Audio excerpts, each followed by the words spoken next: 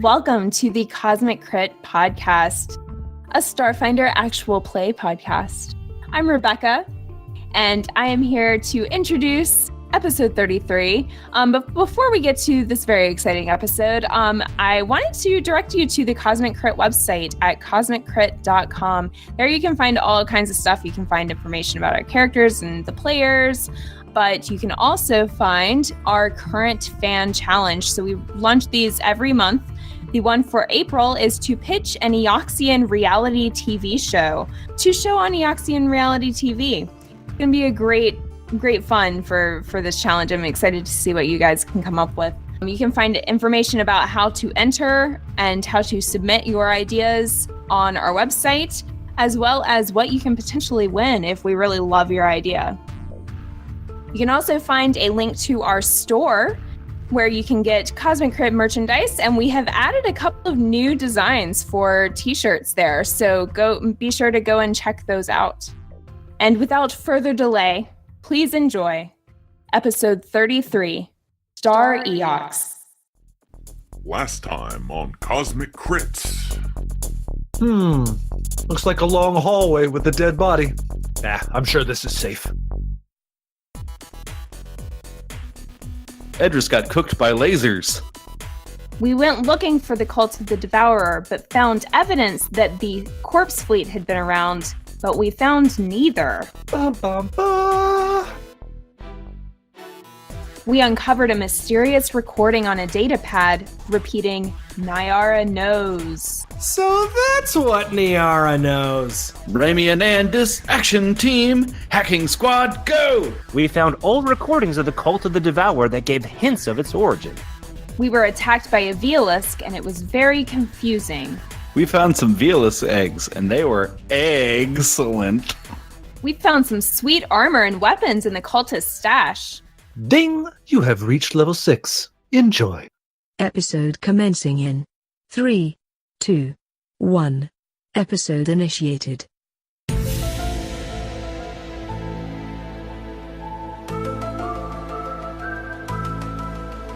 Greetings, lone gunmen and shadowy government cabals, and welcome to another episode of Cosmic Crit. My name is Patrick, and I'm your GM, your little green man. I'm here to welcome you all to a very spooky episode of the podcast. Join us as we trust no one, get coated in black oil, and seek the truths that are out there to be sought. With me, as always, are my 5 friends and field agents of the FBI. To my left, the smooth-talking agent known for his cool demeanor and quick quips. It's Drew playing Nax Sizrak. It's almost certainly aliens.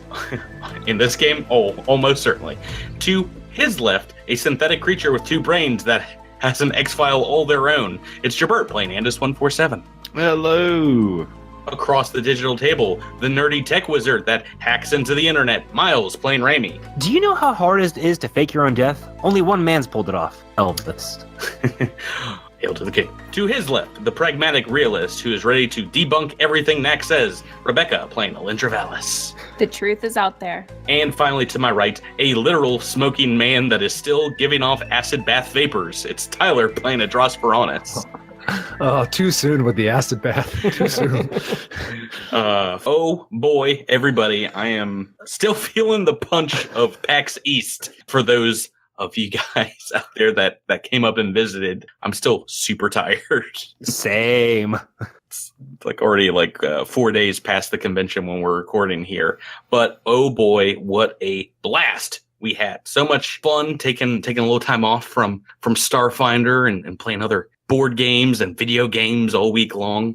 But did you take that much time off from Starfinder, Patrick?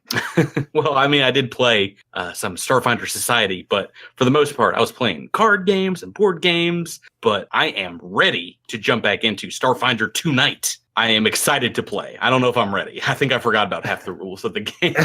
trying to learn other board game rules. How are you guys doing? Pretty good. Doing well. Did you guys get any awesome PAX swag? No. Yeah, I did. I know.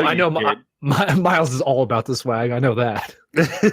Well, we did get some cool Starfinder badges. Oh, yeah. Ooh. Yeah. So made by our good friend Tim, who plays Yex a couple weeks ago. And we also got some pretty awesome swag from one of our good friends and listeners, Lucas. If you guys are listening, thank you so much for both the Starfinder Society games and the character folios. You can check that out. We have pictures up on our Twitter, I believe, of hanging out with them. That was so much fun. I know I went to play a lot of board games and video games, but jumping in and playing some Starfinder as a player was a great time. For your first time, right? First time ever, technically. Yeah. Yeah. And also shout out to the fine folks at the Never Split the Party podcast for joining us for some adult bevies and pretzels. Yeah, with Nick and Chris from Never Split the Party, and they were awesome. So. Yeah.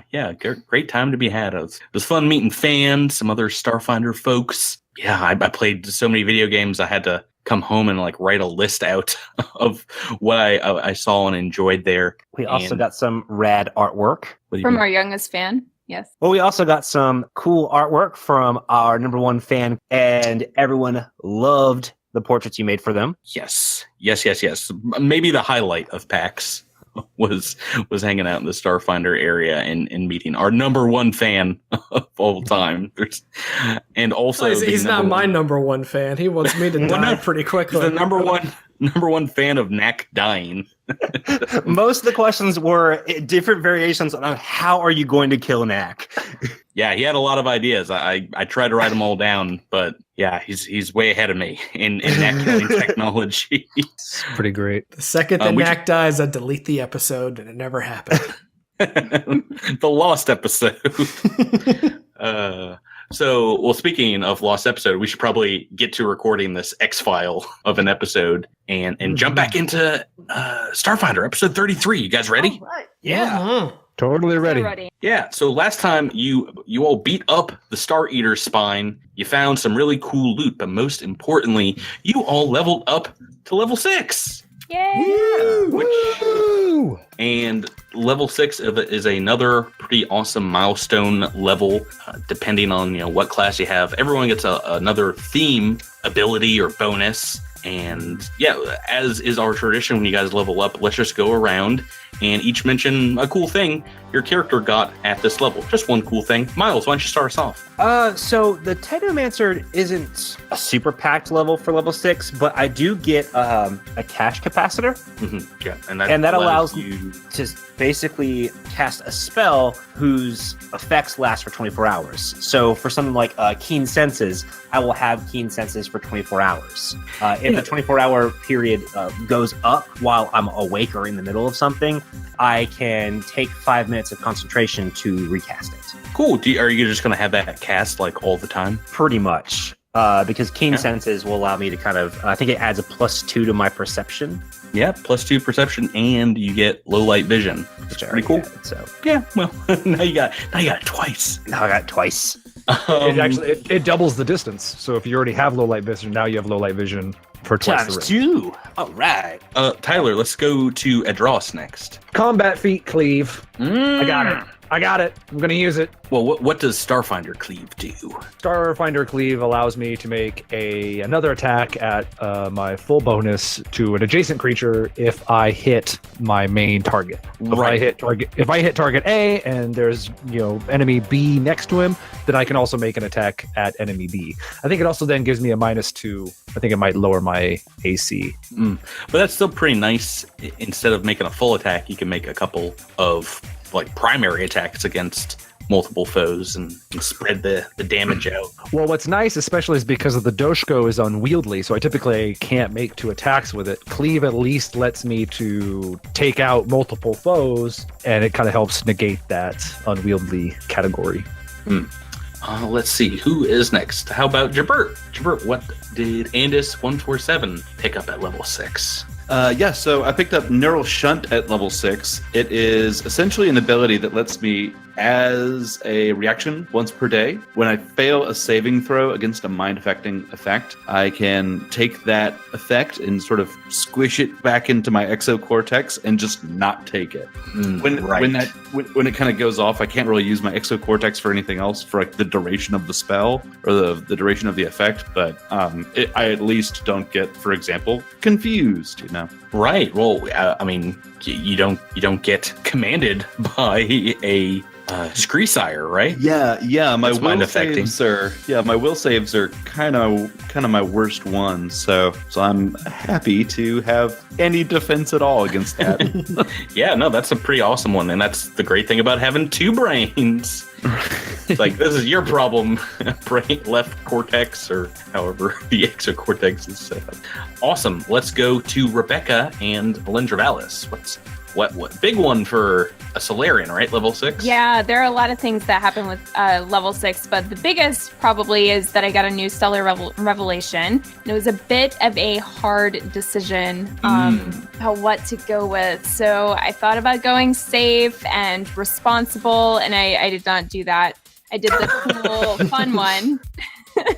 So I went with Blazing Orbit, which essentially is a move action, and I move like normal, but any square that I pass through during that move action is now on fire for 1 round and deals 2d6 to anything that moves into that space. I'm excited to see how this works in practice. Gotten some tips online about how to wombo combo this, so we'll see how it goes. I remember, when I first read that, when we got the core rulebook back in August, my main thought was like a 5-foot wide hallway, and you just like running away from a monster and setting 30 feet worth of hallway on fire and being like, see you later. Right, yeah. Eat my fiery dust. Yeah, so I'm struggling to really understand how this will work with another melee character, because I don't want to harm Adras, of course, but of course, right. but so we'll see how it turns out. But I thought that it was the most cinematic and fun sounding. I mean, I leave fire behind me. That's fun, right? Didn't he have that thermal capacitor that'll negate that for him? So he'll be fine standing in it. He's fine. It will negate 5 points of damage. She can dish out 12. It's not like it's, set him on fire. He worships a sun god. Who cares? Totally fine. And last but not least, Drew, tell us about Nax Sizrak, another banner level for our envoy friend. Yeah, so at level 6, a lot of my envoy improvisations get stuff that I can use resolve points to give different effects, which is cool. But I also got a new improvisation, Improved Get 'em, but wow! So now... It's like old Get 'em, but improved. But better than ever. New formula. So Get 'em is now a +2 instead of +1. And now I can actually add it to an attack. So I no longer have to choose, do I move and shout Get 'em, or do I shout Get 'em and attack? I can move and attack and get 'em. Yeah, it's like you shoot at the person you want to say get them to, and you tagging them with a bullet. It's like, hey, that one. That's who you're supposed to shoot. No, get him. Shoot this guy. And I can also spend a resolve point, as I said, because we've got all these fancy resolve point additions that I can do to make get 'em affect every enemy in a 60-foot radius. So yeah, Envoy especially has a lot of spend a resolve and kind of extend effects or amplify effects, which is kind of cool. I like resolve as a pool, especially if you're in the back and you're not going down in combat or you're not taking as much damage. That's an awesome thing to do with your RP. Yeah, for sure. And I got a feat a couple of rounds ago in preparation for level 6 to add resolve points, just as in preparation for what was coming. So, I'm excited. Nice planet. Okay, well that does it for our level 6 bonuses. I can't wait to get to use all this fun stuff. You guys are very formidable. I thought level 5, you were dangerous as you destroyed asteroid K9204. But I think wherever you're going next, you're going to be ripping heads off of every monster I throw at you. Right, so speaking of the asteroid, as we get back into the game, you guys get topside from the Star Eater spine up to K9204's surface, and you find as you are making your way back to the ship, the goblins are already out in their little upturned fishbowl helmets that they wear. They're in the cold iron shard heap bringing back carts of the stuff to the ship, and they're all cut up as the razor sharp iron has tore through their gloves and torn their armor to shreds. Cattywampus has a healing serum sticking out of his arm, and he comes up to you all and says, Greetings, Captain. We've been monitoring your comms. We should be just about all set to leave, so where to next? Wonderful, thank you. That's a good question. Where are we going? We need to stop by the Rusty Rivet again and give these. I think we should give the captain these Vealisk eggs as a thank you for helping us out. Are you sure that we should give those to a pirate? Shouldn't we save them for someone that might be more responsible with such a unusual find? I mean, maybe, but we owe her quite a lot, and I think that not only will she pay very well for these, but I think she will probably, not be using them for too much bad deeds. I think it's okay. do you guys want to get back to the Drift Rider and open comms and try and hail her? Sure. Really quick, I guess, before we do it, that there are a lot of.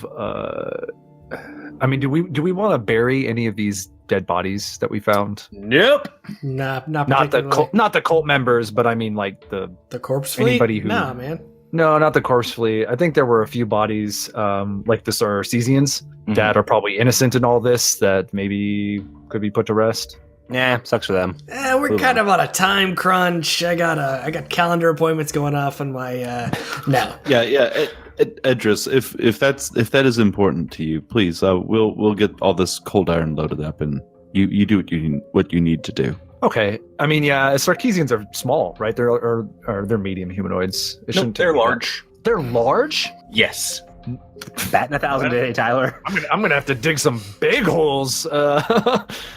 So as you take the cold iron shards out of this heap, you can basically just give them cairns, just kind of pile the rocks on the Sarcesians' bodies, because a lot of this is, rocks and pebbles and things like that would make for, at the very least, keep away the ravages of space. Okay. I think when he's all done, he's got them all laid out, he would stand there and go, I've never really done this before, but please, Serenray, Barasma, I hope you see fit to take these souls to whichever plane or...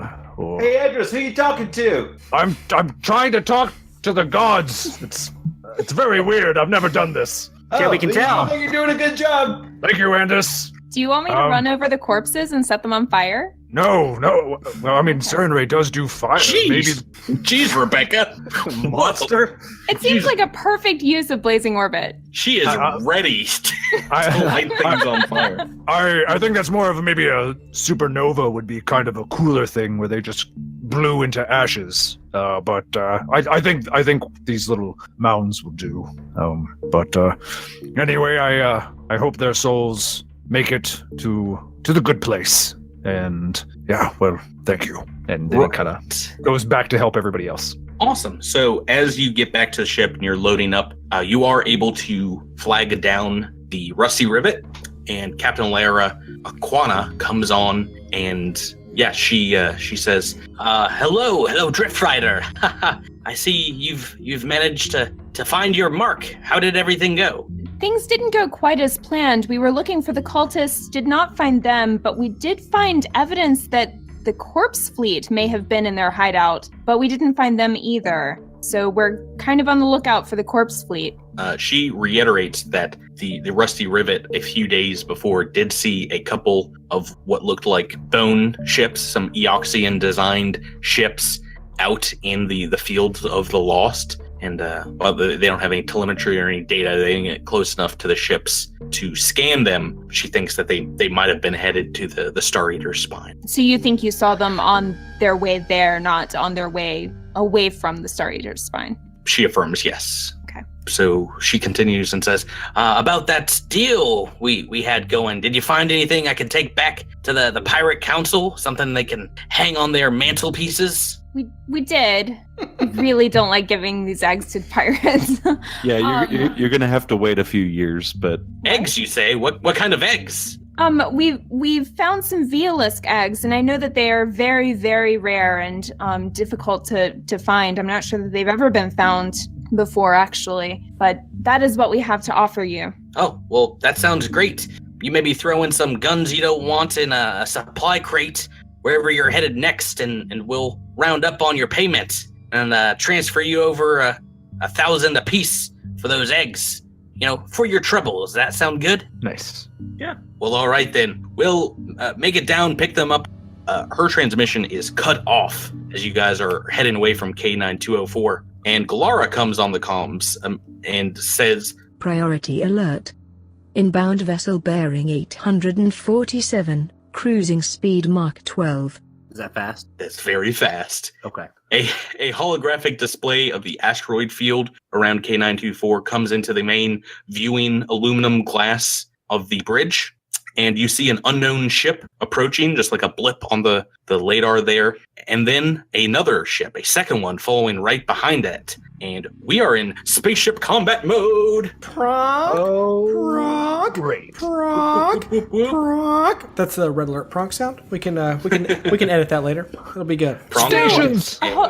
Alrighty, so you guys are in the Drift Rider, getting ready. You've got some inbound bogies, a couple inbound bogies. Let's talk about it, because we haven't had a ship combat for some time. When was the last one? Pretty sure the last time you guys got into a full-on space combat was the beginning of Book 2, and that was the Corpse Fleet as well, if memory serves. Since then, you guys have leveled up, and you have upgraded the Drift Rider back on Castrovel. What's some of the differences to our spaceship compared to what some other people running Dead Suns might have done to their ship? What did you guys do, specifically our chief engineer, Jordy Andis LaForge? So we did a few upgrades here. We've got a couple of coil guns on our turret, added an extra turret mount onto there. So we've actually got 2 coiled guns up there, and they're linked together so we can fire them together. We've got a light torpedo launcher out of the forward arc, and a gyro laser off of our aft arc, which can fire in a wide arc into port and starboard. It's pretty great, and our shields are 100, speed of 10. It's pretty great. So technically no weapons mounted on the port side or starboard, but every gun except the torpedoes can fire in those arcs. Right, exactly. Right, so awesome. Well, let's get into it. Very excited for Starship Combat, and we're going to start off like we do every time. You guys just get within short sensor range when Galara alerts you. We need to make a roll-off for initiative for the pilots on the opposing team versus Raimi. All right. Opposed pilot checks. Yes. Yes. Excellent. A great way to start the combat. I rolled a 19 on the dice, and Miles, what'd you get? 17. Excellent. Good job, Miles. Miles, you have rolled the lower of the piloting checks here, which means you guys have to move first in the helm phase. We're just going to fly away. I think that's actually a good idea, because we have most of our weapons towards the port, starboard, and aft, so it would put us in slightly better position to attack them. You actually have most of your weapons in the front. I think we should. No. Your instinct is right. We should try to keep them behind us as much as possible. We have better shields to our aft too. Yeah. I think we should use some of these rocks to our advantage. If we kind of going here. All right. So as you move into the asteroid field deeper in, they're gonna give chase, and they are both aiming their, looks like their forward arcs in your direction. That is the end of the helm phase, unless anybody else has anything they want to do. Let's go into, do you want to have something in the engineering phase? Yeah. What you got? I'm going to divert to our weapon systems. Nice. So that means that if you succeed, and I or somebody else rolls a 1 for damage on our next attack, that actually turns it into a 2, right? That is correct. The DC on this is going to be 17. Mm-hmm. All right. Okay, here we go. That's an 18. Yay! That'll do. Rolled a 3. Yeah. Got close. All right, so we got +2 on our gunnery checks. Awesome. That is very useful. Anything, Science Officer Naxizrak, you want to do? I would like to scan the enemy. I can only scan one of the enemy ships, but I'd like to scan the one that is closest to us. And this is a check that is 10 plus 1 to 1.5 times our starship's tier. Nope. The tier of the starship being scanned. I'm sorry. I'm looking at balance. I looked at the wrong. It's It's thing. quite all right. This way makes a ton more sense. So go ahead and give me much simpler. Go ahead and give me a roll. I think computers check. So long as you don't roll 1, you're probably good here. Yeah. So you're able to get a good amount of information on these starships because you have exceeded the DC, I think, by 15. So you got the basic information and the whole outline for this ship. This is a Death's Curtain Necro Fighter. It's a tiny fighter with a speed of 12, good maneuverability. The armor class is 17, the target lock is 16, and these guys have 35 hull points and a critical threat range of 7. Their shields are oriented 10 forward, 7 port and starboard, and 6 in the aft, and they are rocking both particle beams, a light particle beam, and light plasma torpedo launchers. Sounds like we should try and aim for either the port, starboard, or aft arcs if we can, but they're probably going to want to keep us in the front. Pretty typical. Sorry if you already said this, but can we determine the origin of the ship? These are indeed Eoxian. They are very similar craft to the ones that you fought outside of the Drift Rock weeks and weeks ago. A little faster, perhaps, and a little stronger, but they are Eoxian fighters. Man, Awesome. those plasma torpedoes are going to be unpleasant. Oh yeah, they're coming now because it's gunnery phase time. Wait. Captain would like to. I'm going to intimidate. Ooh. I'm going to attempt to intimidate. To taunt, which is an intimidate check. Right, so you want to open comms to the other ship and try and intimidate probably some undead people. Yeah, so keep in mind this is a taunt is a one-time thing. So if we fail this, we cannot use it against the ship again. That was Fine. I'm not likely to succeed this time or any time in the future, so I might as well try. You're using intimidate as the skill. Yes, intimidate. All right, here we go. This is 25. Hey, that'll be enough. Yeah.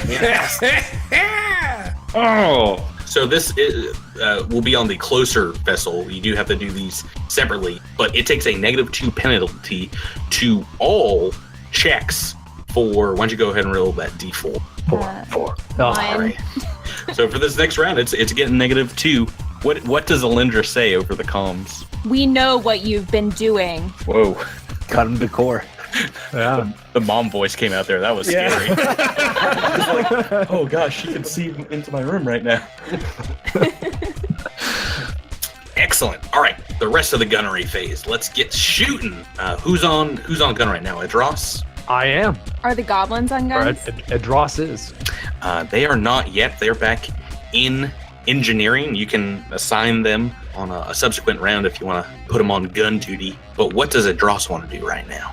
I take it that our coil guns have a long range, so RD is that ship that is closest to us within our range. And do I have a shot? It's kind of behind an asteroid. I'm not sure if I do. Yes, you have a unimpeded shot on its front arc. Okay, I'm going to shoot both of our coil guns. Let's shoot them. I'm looking forward to this. Bam! 22. That is a hit. Yes. So one coil gun is 4d4, so this would be 2 coil guns. So I'll roll it twice. First is 11 points of damage. Nice. Second, 12 points of damage. Right, so not only does that first hit drop their shields completely on the front arc, the 12 points of damage, 13 technically, that are hitting the hull get past it's got a critical threshold of 7, so it is taking 1 critical effect. Nice. Do you want to go ahead and roll that, Tyler? Yeah, that's going to be a D100. Critical damage. Go ahead and roll a D100. 55. So that is the weapons array. Yes. Perfect. This has. That's really good. This only has weapons in its forward arc, so that's the one that it affects, and they get the glitching effect after this round. So. Nice. That's pretty great. So they're taking a -2, I think, from intimidation, and then they're taking a -2 from glitching.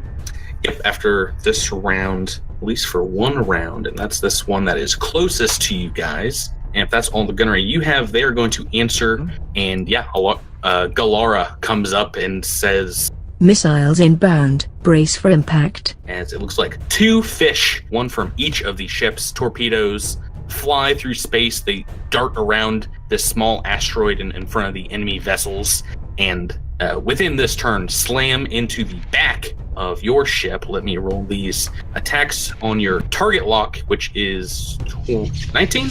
19.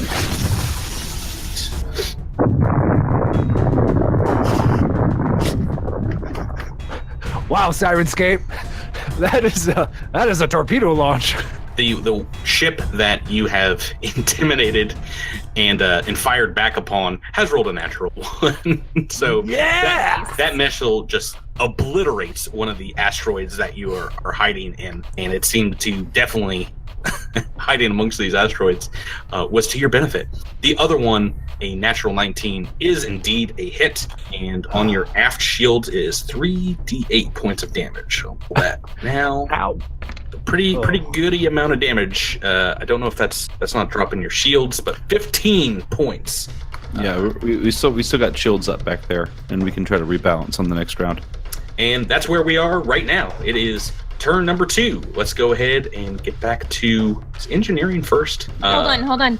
Cattywampus, Bumfuzzle, grab a gun. Okay, are you sure? Yeah, you can do it, guys. I believe in you. She means get in a gun position, not pick up a pistol. Just get to it. We're gonna do both, but okay. So one of them will jump on the front arc torpedo, and the other on the rear gyro laser. So that's a pretty good. Anyone else want to move this phase? Like get on another position? And Ross is fine where he is. Yep, just tell me if you want to move. Nobody wants to move. We're going on to turn number 2. Anything you want to do in the engineering phase? Yes, I'm going to divert power, and I'm going to beef up our aft shields to try to repair some of those. Alrighty, it's not a 1. Boy, 31, so that is... Let me double check my math here. Yep, that is gonna do it. So we're putting 7 points back into our aft shields. Raimi, why don't you go ahead and roll me another piloting check? Another 2 on the dice. Oh, he's consistent, all right. This is going to be just like that first space combat we had. All right, so that means you have to move first. Oh boy. So where do you guys want to head? You've got a few asteroids to your left and your right, then it's kind of open space. I'm thinking we should move. There's a cluster of asteroids, and we can break line of sight completely if we move behind them. It's going to force them to take their whole movement, hopefully, to just get anywhere where they can maybe even see us. They might not even be able to get to us. I'm not sure how much they can move, and if they can't even get to us, that's great because then we can do our rebalancing and hopefully get to the next turn and roll a better piloting check. And we can orient where we want to do. Raimi, where do you want to orient the ship? I guess let's have our guns facing the open area, so that way if they do pop around, we can at least shoot back. Cool. All right, so which direction do you want to have the front of the ship facing? 1 o'clock, 11 o'clock, 3, 6... 11. Boom, for the ship. Okay. Alrighty, so hugging the asteroid fields. On their helm phase, they have moved around the south side of the asteroid field. They're orientating both of their front arcs towards your rear arc, your aft arc, once again. I'm going to press my luck and intimidate the other one. Ooh, okay. I'm feeling very confident right now. Yes, she is. All right, here we go. That's a 25. That's right. Another what one. do you say? What do you say to the other one? Mom's coming back out. We know what you did too. It worked the first time. Yeah. All right, -2 to that one. Oh, I am going to. I'm going to target the ship that we have already attacked, and if I Okay. succeed in the check, then we can target a specific system. And if we hit a 19 or 20 in the gunnery phase, then we can knock out said system. That is correctamundo. So go ahead and give me that targeting roll. Ooh, So 24. yeah. +5, so 29. That is enough. So you've targeted onto the hurt ship. What section of the ship do you want to focus on? You got life support, engines, core, sensors, and weapons. Should we go for core or should we go for engines? I will remind you, its weapons are already glitching. At least you've scored one hit on their weapon systems. Yeah. They're fast. I think slowing them down would be great. Target those engines. How about that? Alrighty. So engines targeted. This one, writing that down. It's got a lot of debuffs on it, as it were. Mm-hmm. Alrighty. In this phase, it's getting that. Both the negative glitching and the -2 for the intimidate. Anything else before we head on to shooty, pew pew pew.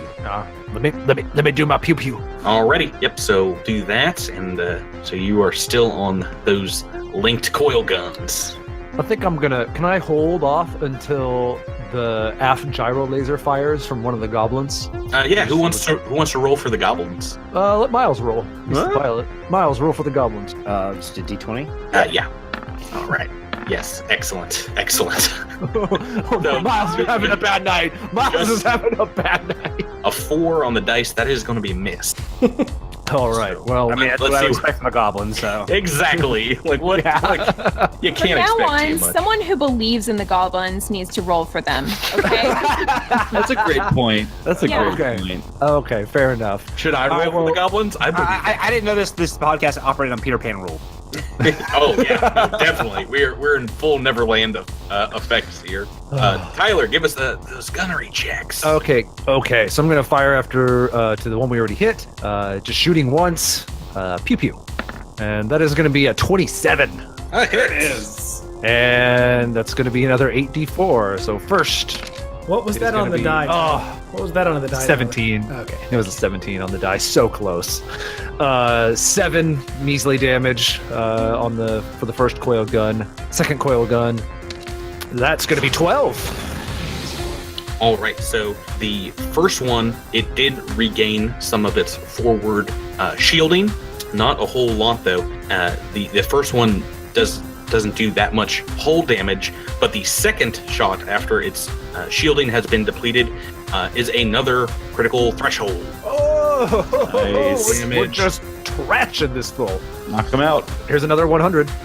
That's going to be a 13. 13, yeah, that is its sensors for the ship. So they are now glitching. Boy, my sheet for this one, it's just got so many negatives on it. It's not doing great, to be honest with you guys. Yeah, but we're about to take some bad hits, I think. Yes, yeah. So they open up on their guns. This one that you have fired, I think both of them actually, are going to try and shoot both a torpedo and they have a light particle beam in their forward. So while they are winning these piloting checks, they're going to take use of them. So let's first do the targeting lock of the torpedo. Oh, natural one. It hits yet another one of these rocks that you're hugging. Blows it up. Blows a whole section of the asteroid field to smithereens. I'm actually going to start deleting these rocks. That's your only thing. Take them off right now. And let's go ahead and we'll shoot that one's particle beam as well. Hey, natural 20. There we go. Making up for it once again. Natural ones. Wow. Ooh, particle beam coming at us. Is it? So this is automatic critical damage for rolling a natural 20. Sorry, this is a heavy weapon. Light particle beam. I think Yeah. Light particle. Oh, thank God. It does have damage to the hull though, so I do have to knock down the shields first, which might not happen if you have them all bolstered up. But this is still 3d6, so anything I could roll really well. Oh, I did. I rolled okay. 13 points of damage. I don't think that hits your hull though, right? Not yet. Awesome. Yes. Okay, so that is that one. The other ship I think is also going to, but it's going to try and double fire as well. First, against the targeting lock, the missile does hit. Ouch. 3d8, 20 points of damage this time. Good amount. All right, hang on. No, wait, stop it. We have taken critical threshold damage. Oh boy. So it dropped your shields, and then you have, what's your critical threshold? 12? 11. 11. Let's go ahead and I'll roll the D100 to see what section is glitching on the ship. Starts bugging out. A one on the D100. Oh boy, I don't know about my luck tonight, guys. I'm not feeling this game. So that is your life support, which begins glitching out. Not that bad. You guys can pop in your space suits. It's not the end of the world having no ability to breathe or have you. I've always thought that. This is glitching. It's not like not functioning. So that's actually pretty good. I've been doing a ton more damage for that. So you've taken some hull point damage now. The second hit, what is your armor class? Is that -4? That's 20. So I've rolled a 12 for the other particle beam, and that is going to be a miss. Yeah. It gets very close, I think, to hitting you, but it might just go right past where you guys are situated. And that is the end of turn number 2. Let's go ahead and take it back. Knack, if you can rebalance these shields, we need some aft shields pronto. Oh, so I'm going to try to. absolutely going to happen. Okay, good. Yeah, and you can do that before you move. Well, let's take it in the correct order, which is, first, does anybody want to move around the ship, move to a different section? Yeah, I don't want to be piloting more. Should we have one of the goblins that's on the gyro laser go back and help see if he can assist Andus? I don't know if he can roll to assist. No. Okay, Yeah. guys, we need to get the shields back up all around the ship, certainly in the back. So I'm going to encourage Knack so that he can help with that. Awesome. Good idea. That's a 31. Jeez. Yeah. So he gets Yeah. +2. So what do you say to Knack to encourage him? You can do it, Knack. Keep those shields up. All right. So in the rest of the engineering phase, Jibber, you're going to be diverting? No. What do you got to do? Yeah, I think I'm gonna divert for now. I'll hold it together if we take more critical damage, but Okay. yeah. So I'm gonna divert power to the shields once more with feeling. There we go. 22. Boom. Okay. Alrighty. So you got some shieldage back. Yeah. And in the helm phase, let's do that roll off that we love so much. I believe in you, Miles. All right. Remy scratches Mr. McScruffin's ears for luck. Oh my gosh. Luckier than you were last time. Oh no. My. Oh no. 4 on the dice, a 19. Yeah, they seem to be outmaneuvering you again. It's just, I don't know, maybe like they know the battlefield. They know their way around these asteroids, and you're trying to dart between them. Can't do it. So you have to move first, and they are going to be hot on your tail. Where would you like to go? Away from here. Yeah, just try and move somewhere. Try and put us somewhere where our aft is. Yeah, Can't hit it. Can we- up against an asteroid? Can we turn and burn or something, or one of the piloting like special abilities? Yeah, could probably could do an evade to help with that target lock or something.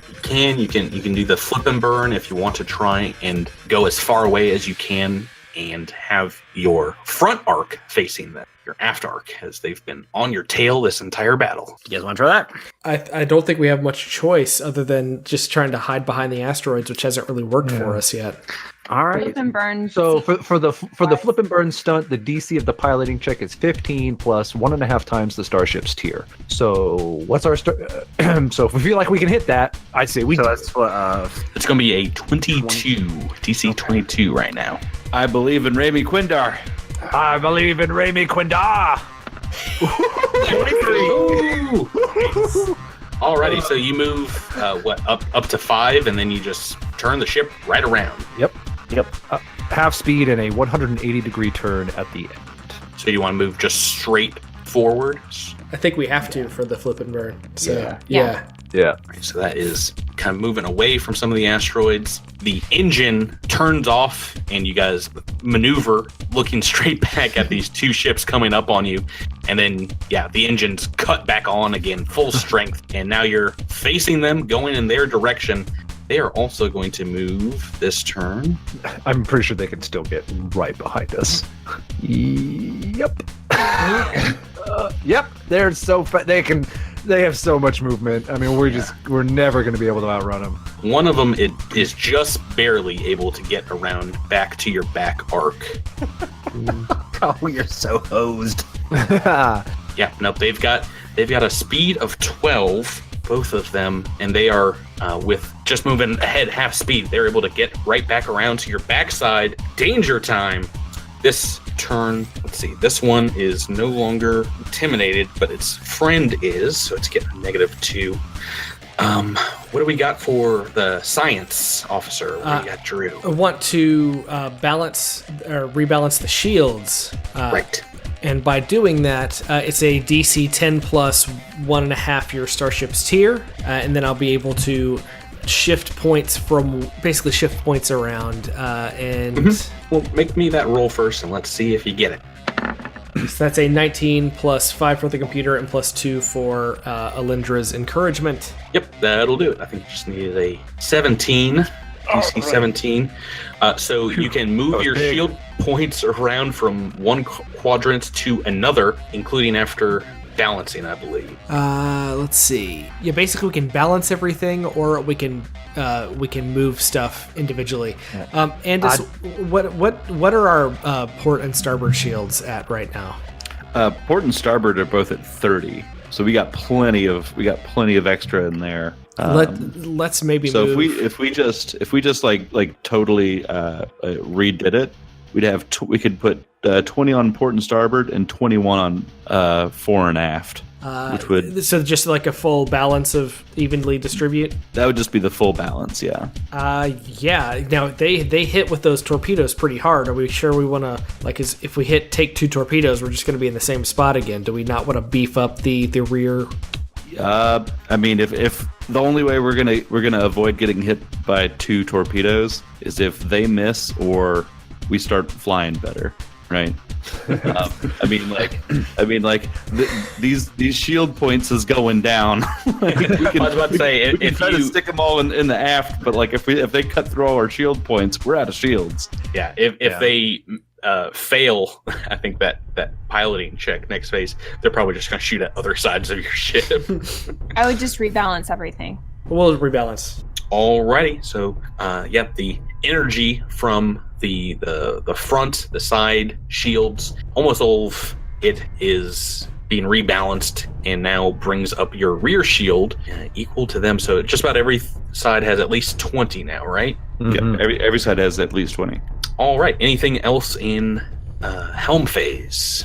That's all we can do. Let's go on to shooty gunnery phase. So the gyro laser can hit both these guys because doesn't it fire and they're in your aft arc, so you can shoot either one of them. Well, let's have the goblin shoot the gyro laser. I'll roll. I believe in the goblin. Rebecca, go ahead and roll us that attack roll. I don't believe in them too much. That's a 10. A 10. Let's double check here. When was the last time I looked at goblin stats? But that gun gets plus 2 from our computer stuff. Plus 1. Plus 1. That is unfortunately going to be a miss. Okay. Gyro. Then I'll take my pew pew. I'll keep picking on that one that's weak. Keep shooting that forward arc of his. All right. Still facing you. So let's pew pew away. 23. That is going to be a hit. Oh, phew. I was worried. First damage. 7 again. Stop it. Roll higher. 9. That's a little higher. Yep. So you do get contact that the two linked guns find its target. They're battering this thing's hull, and it explodes in a pretty fiery prick of light out there in the darkness that instantly turns black and blue and kind of convulses. It seems to be completely disabled, but it is shooting both missiles and particle beams before it is destroyed. What? Yep, these things happen at the same time. Your targeting lock, so that is 19. 5. Okay, so that is just a hit at -4. So that is 13 points of damage on the torpedo. It is shooting its light particle cannon, though, and that is a miss. I probably 7 on that one. And yeah, and then it is out of the fight. Yay. You've been banging on.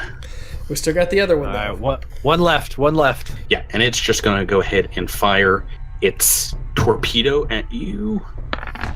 A 19 on the dice. Oh. They hit. Even with -2. Pretty low damage. Yep. 11 points of damage. It's intimidated, but it is still hammering home these torpedoes. And that's the end of turn 3. One down, 1 to go. Let's bring it back to engineering phase. Oh man, I'm going to divert power to the engines and give Raimi a boost to. Nice. Yeah.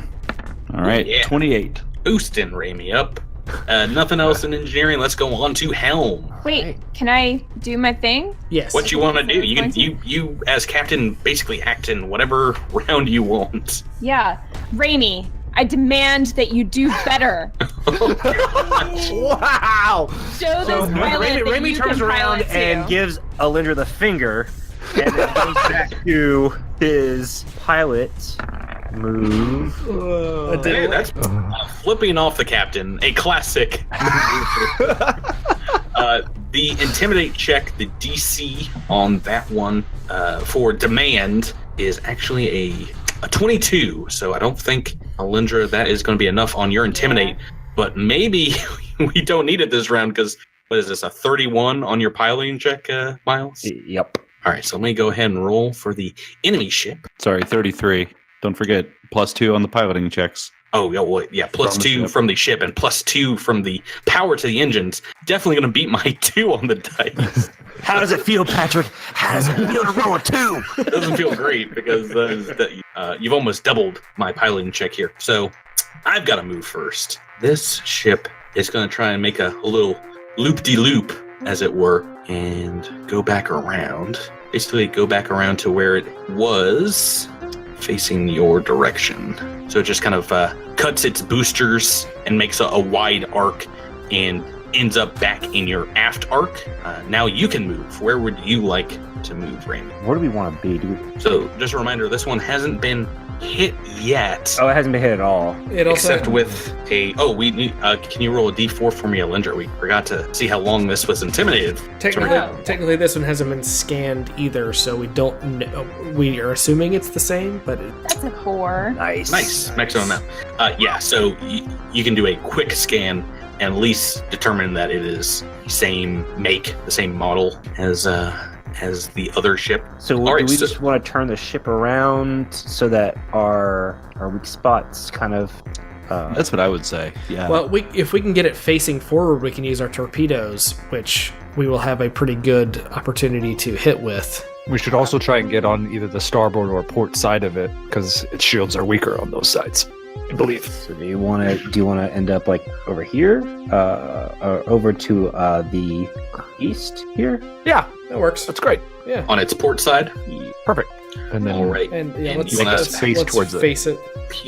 Facing your front arc versus its port arc. Let's go ahead and move. Drew, do you have anything to do on your science? I'd like to target systems on this bad boy.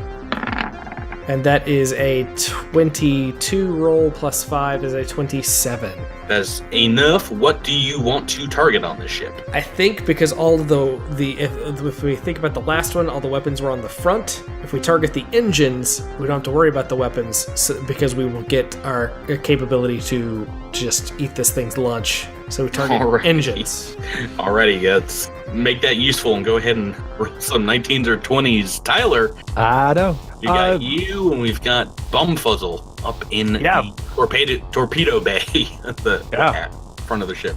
Bumfuzzle, send out some of those torpedoes. Someone roll for Bumfuzzle. Go. Ow. Okay. Oh no. Oh, another 10. Yeah, that is. It's going to be a little easier to hit with the target lock. That's still not enough. Yeah, they're awful. The goblins are awful. I think Andis might believe in the goblins more. I know that these goblins can do this. Hey, roll above the 15, and you will definitely hit. Let's see if I can't make next target lock effective.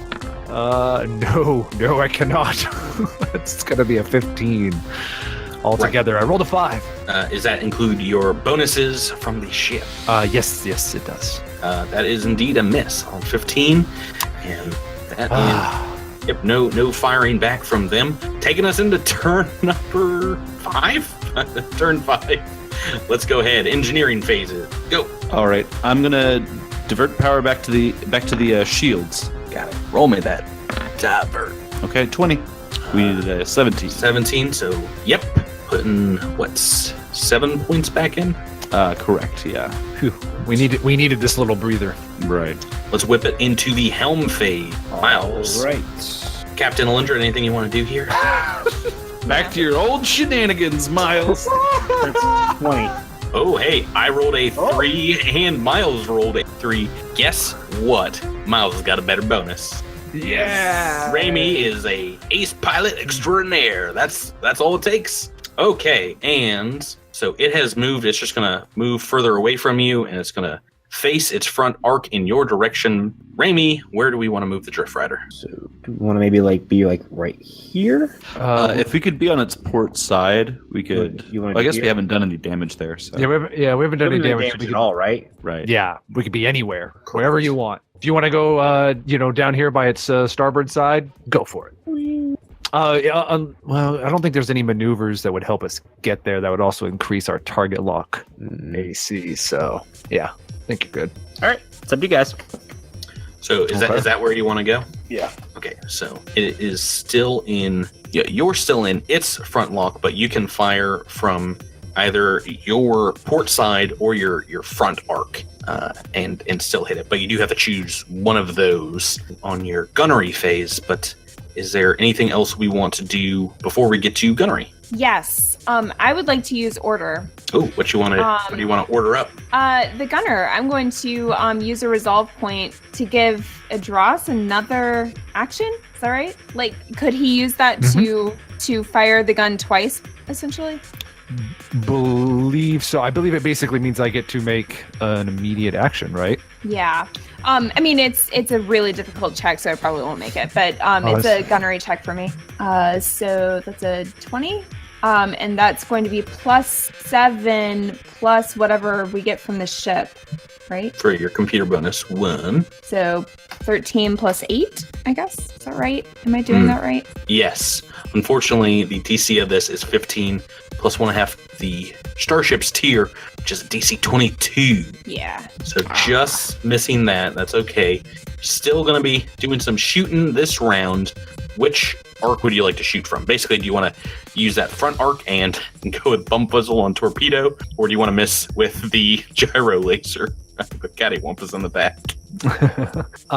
Let's go with. I mean, the torpedo I think is an easier. We don't have to roll as high, so I think we should go with the torpedo. Edros. Boom! I'm shooting. Aha! 26. That's a hit. Yes! All the damage. I hope you take all this. 9 points of damage. Come on, double digits. I'm wanting double digits here. 8 points of damage.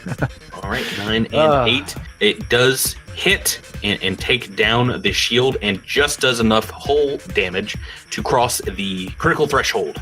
So nice. roll that just hit 7 hull points and an 85 on the D100 roll. That is targeting its power core, which is now glitching. We'll take it. And Who wants to roll for Bumfuzzle on the torpedo? Andis looks down the ship and waves hello to Bumfuzzle and says, "I believe in you, Bumfuzzle." Swear to gosh. 5.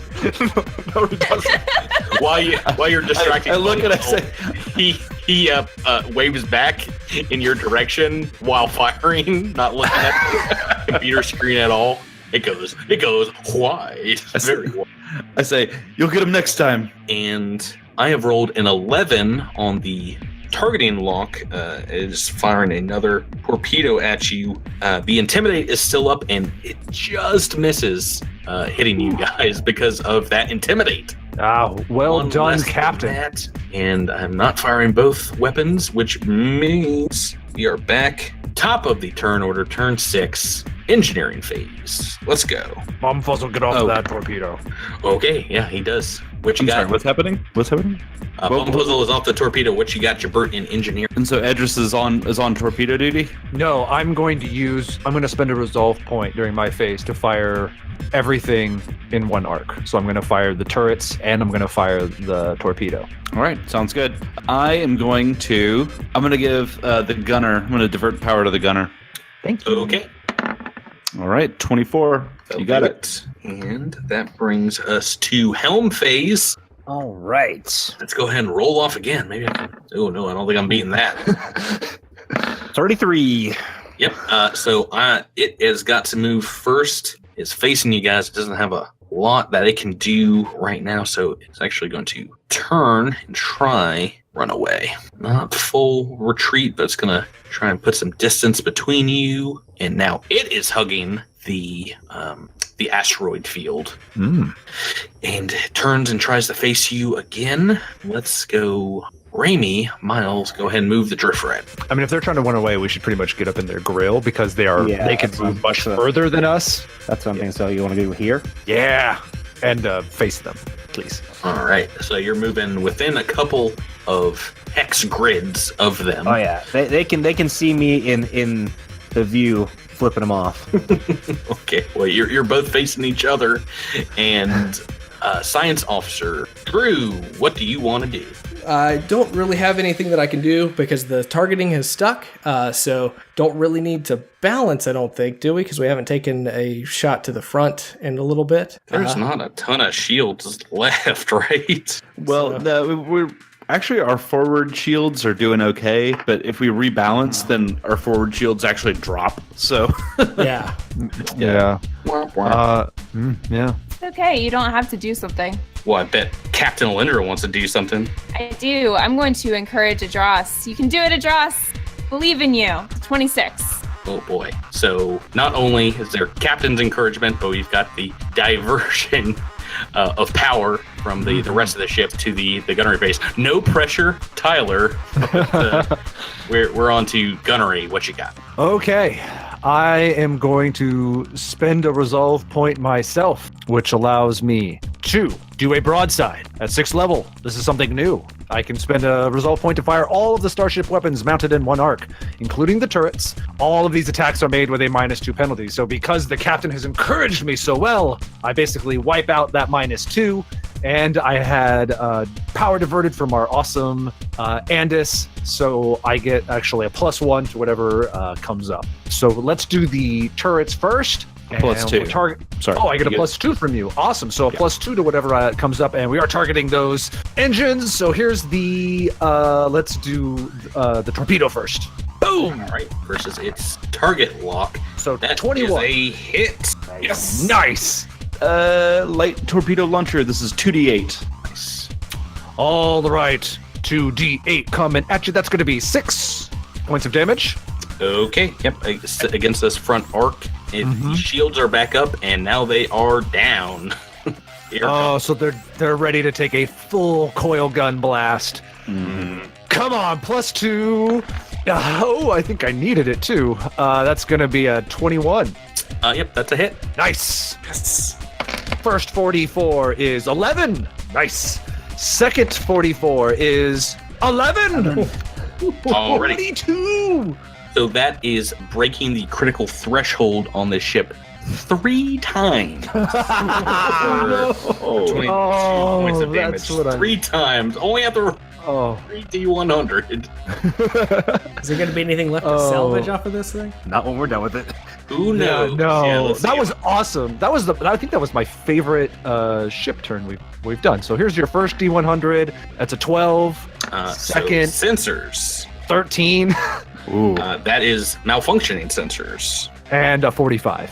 And that's weapons. So Nice. glitching weapons, it is still intimidated, but that is going off on this round. They kind of fire at the same time. Gonna try and shoot the missile, the torpedo again at you guys. No! Just that. Oh, Yay, that's a hit. An 18 on the dice. Pew pew pew. Oh, a lot of damage. 20 points of damage. I think that's all of the front shields. All but one. Ooh, awesome. Okay, so no critical thresholds to worry about there. That is that turn. Turn 7. I'm losing count. Engineering phase. All right. I'm going to divert power back to the front shield. Yeah. Yeah. There we are. Ooh, 23. Yep, that'll do. And let's get back into helm. Very important helm phase. Yeah. Oh, we need Raimi big. 27. And you have beat the opposite pilot. Yeah. So they're going to zoom on past you and try and keep you in your front arc. Go ahead and move, Miles. All right. So do we want to do the same thing we did last time? Just get right up to him, like right here? Since this is where we hit them in the green, right? Yeah, let's do that. All right. Yep. We're going to give him a little kiss. All right. So I don't know how many credits I have to bribe you, Miles, to never make that sound again. The ship's kissing sound, but Drew, anything on science officer? Yeah, I think we need Helm I'd to. like to encourage the science officer to rebalance the shields. Yes. So, do we need to rebalance, or do we want to put stuff from our port and starboard just into to forward? I think that's not a bad idea. Yeah. Yeah. Good idea. Because we haven't taken much damage there, right? Well, let's None. No. Yeah. let's roll the. And I think Ooh, so that's a 15 plus 5 Plus is 2. 20 plus 2 is 22. So the rebalance, I believe, is just 10 plus, which is a 17. Yeah, so as a DC 17, just hitting that well with the bonus. awesome. The ship. So you're just pouring some shield points from the sides of your ship into the front. Yeah, so we had what, 30 and 30, or no, we rebalanced, so there were 20 and 20, right? Right. So do we want to do 10 and 10 to make a 21 and 10 and whatever's left at the aft? That sounds good. Yeah, our aft would have to have 10 because we have to have at least 10% of the total shield value. But yeah, we can get up to 31 in the front. Yeah. I say that is worth it for what we're doing. Agreed. woo. Especially since this guy's out of torpedoes. Definitely. I can count to 5. I was about to say I've only gone a certain number of rounds here. They have to wait out of combat to replenish their supply, which is why the light torpedoes are much better. That's why we have these guys. Let's go ahead and go on to gunnery. You're both in the front arcs. Does anybody want to roll for Bumfuzzle? Bumfuzzle's not in there anymore. Oh, right. All right. It's all Edros all the time. Yep. And that means I'm spending another resolve point so I can fire everything again. But this time I don't have diversion or encouragement, so I'm going to be taking a -2. So let's do the torpedo first. I mean, we're kissing them. How can I miss? 24. A hit. How much is that on the die, Tyler? That is a 14 on the die. Okay. And that's... Oh, yes, max damage on one of the torpedo or one of the die rolls. So that's going to be 12 points of damage. Right. And you see the torpedo slam into the ship, getting past the little shields that they've been able to divert up to the front. And yeah, it explodes in another ball of blue and black necrotic energy. Awesome. And... I keep shooting it with the coil gun. Yeah, I was about to say, it shoots its gun back in your direction, but it's dead before the bullets even hit your ship. Oh boy. that 19 on the die? Yeah, Drew, 19 on the die. Yeah, but it's destroyed before we can. Who cares? Target the system. It's a little bit what they call the kiss of death. Yeah, the kiss of death. Almost 23 max points of damage. On the left coil gun there. Yeah. Right. That is enough to put it in a bad way. Bits of the ship breaking up, and we are out of space combat. Woo. Yes. Hey. Good job, team. Good work, everyone. So that ship's pretty sweet, right? Ship's pretty sweet. Yeah, thank you, Your ship. Andis. You did a great job, Andis. Yeah. Thank you very much. Right. Is Yeah. it- So the wrecks are just floating off in various directions in space. I was gonna ask if it's possible to board one of the wrecks or retrieve it so we can sell it for scrap, or I don't know. Is there anything we can really do with these broken ships? So one of them, this last one, completely destroyed. The other one has been drifting off in space after you, I think, fired a torpedo at it. You can try and catch up to it and pull salvage from it if you want. Does anybody want to do that? Do we think it's worth it? I mean, yeah, I think it's worth it. We have. I mean, I'm just wondering if we could take the maybe we could pull the communications that were received from the ship from the corpse fleet, or that were sent out from it. If nothing else, if we can get some UPBs, we got some hull damage to repair. Yeah. Sweet. And any salvage we can get off of this, I think is going to be worth it. Cool. So can we do a scan to try and find it? Yes. Drew, give me a computers check. So that's a 22. I'm assuming if I'm still at the computer station, I get a +5 to that? Yep. Yeah, that's just your general sensor bonus for the drift rider from this point. So yeah, that's a 27. You are able to pinpoint its location, as it is, basically just going forever in the direction and the speed with which it was destroyed, and you can kind of match speed, bring the drift rider alongside of it. You don't sense any life signs aboard the small fighter, but as you get close enough to bring up visual scanners, and your ship is making ready to pull up alongside. What do you guys got? A port airlock? Mm-hmm. Yeah. As you're looking out over the monitors, you do see what looks like the top half of a skeletal body kind of hanging on to some debris, part of the destroyed ship, and it is moving around of its own volition. Yeah, they are undead, so I don't know if they need oxygen or any of that stuff. So scanning, can we scan for death signs? It does seem like it is still undeath. It is still moving around. So while it's the body is mostly destroyed, it's kind of like tangled up in this mangled corpse of a ship. All right, let's go over and interrogate this guy. Yeah, go rescue. Right, so the ship is able to pull up alongside of it, and it doesn't put up that much of a fight as you jump jet over, maneuver to the wreckage and bring it on.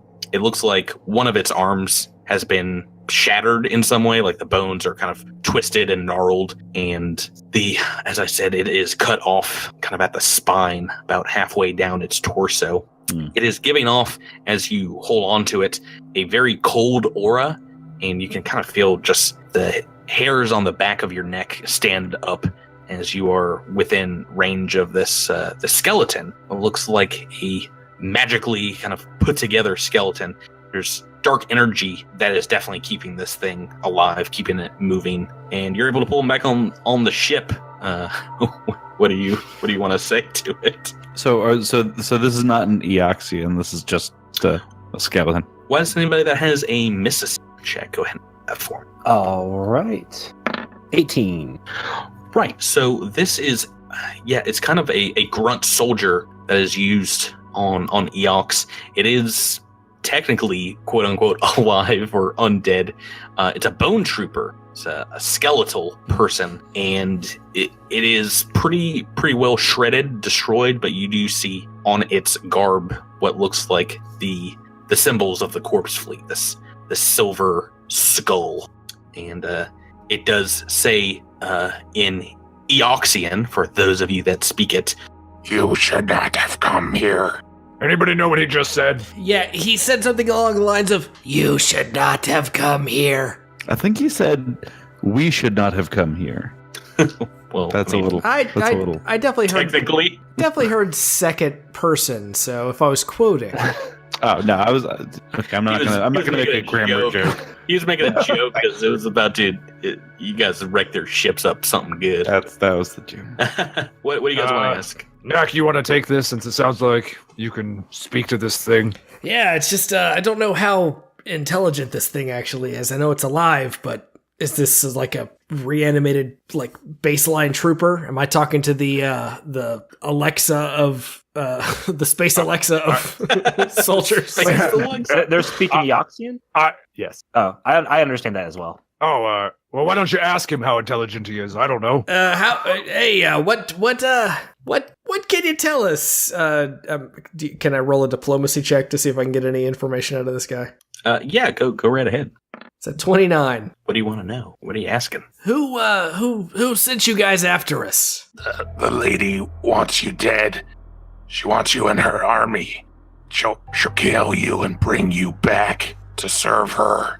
You know, What lady? It points a bony finger in Raimi's direction. Miles, it points at you and says, Gwendar, she calls to you. Do you hear her? No. Who are you talking about? you speak Eoxian as well? Yeah. Yeah, so its eyeless ocular cavity is boring a hole directly in your direction. The lady said you would be aboard. She wanted you alive if possible, but we could not do it. We were sent to stop you from leaving the rock. We failed. What lady? I don't know anybody. The energy radiating from the skeleton, necrotic energy, begins to fade, and it's the bones start falling limp. It doesn't seem to answer you. Doesn't seem to know much about the lady, whoever it is you're asking about. Anything else you want to say to it before it goes? I guess. Where were you supposed to take us? Just you, not them. Where were you supposed to take me then? Back to Eox. Back to her. Okay, you can die now. Thank you. But I just one more thing, Raimi. The most important thing. What? Pretty sure you know what I'm gonna say. To be continued.